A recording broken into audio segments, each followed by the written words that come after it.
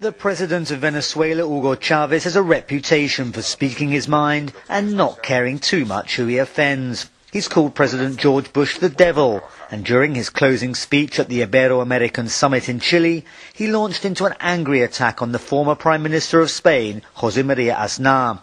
He called him a fascist and said that snakes were more human. The current Spanish Prime Minister, José Luis Zapatero, stepped in to defend his predecessor. No seré yo el que esté cerca de las ideas de Aznar.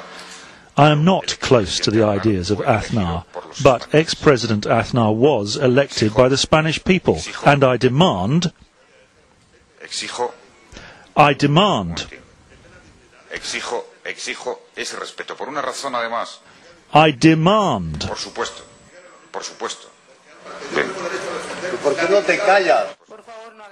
King Juan Carlos of Spain turned angrily to the Venezuelan leader and said, "Why don't you shut up?"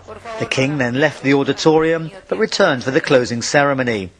There were similar insults hurled at the former Spanish Prime Minister by Hugo Chávez's allies, the Nicaraguan President Daniel Ortega and the Cuban Vice President Carlos Laje. The Venezuelan leader later defended his attack. El gobierno de Venezuela. The government of Venezuela reserves the right to respond to any aggression in any place, in any space and in any tone. That's all I have to say. Solo eso. The summit is supposed to bring the Spanish and Portuguese-speaking countries of Europe and Latin America closer together.